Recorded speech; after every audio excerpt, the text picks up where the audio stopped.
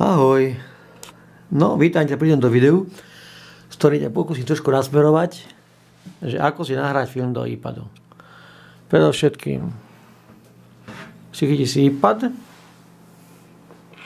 otvoríš si ho,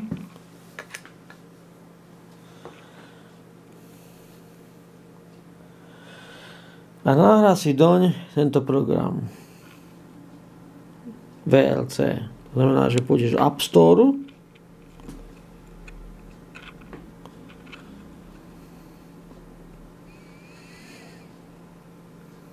počkáme chvíľu, kým sa načíta. Do vyhľadávače si napíšeš VLC, dáš hľadať, nájdeš tento program VLC for OS, čiže pre tento tablet. Čukneš na neho, na tento Open, bude niečo takéto ako Get, nainštaluješ ho. Keď nainštaluješ, bude vypadať takto, jak aj je, hej? Otvoríš si ho a budeš tam mať nainštalované veškeré filmy. Dobre, zavrieme to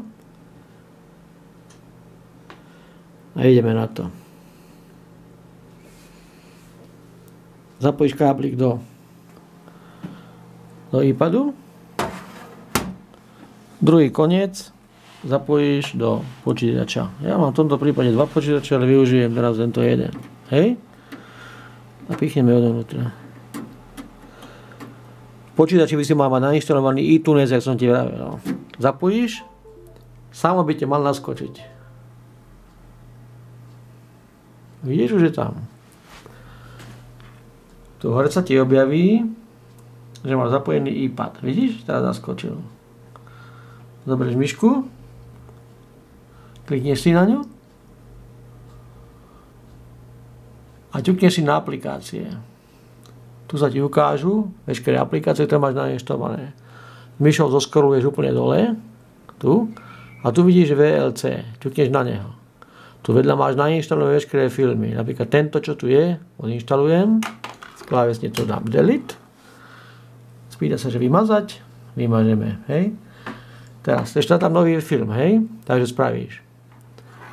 Pridať súbor. Tu, a myška tam ide motá. Dáš tam pridať súbor. Otvoríš si adresa, kde máš filmy. Napríklad tento 9,5 týždňa. Dáme otvoriť.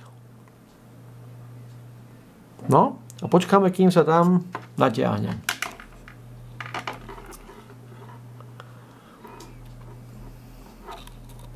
Chvíľku to trvá, pretože môže mať aj, neviem, 1 giga napríklad ten film, alebo 800 MB.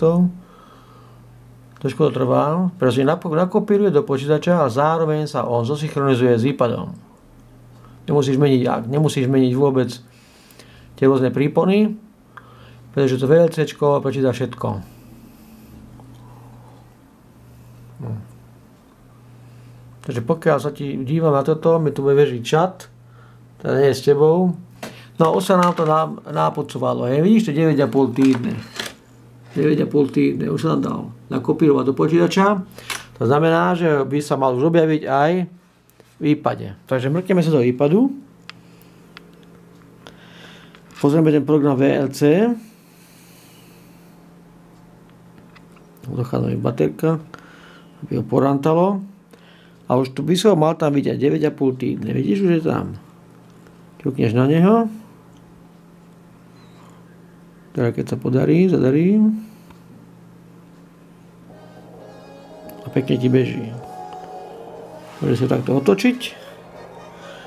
Samozrejme kvôli pomeru iPadu budeš vidieť film proste s takým čiernym pásom na vrchu. Ale takýmto spôsobom si tam nahodíš filmy, aké chceš. Zároveň tam môžeš dať aj hudbu, ale tu môžeš dať sem treba do hudba, hej.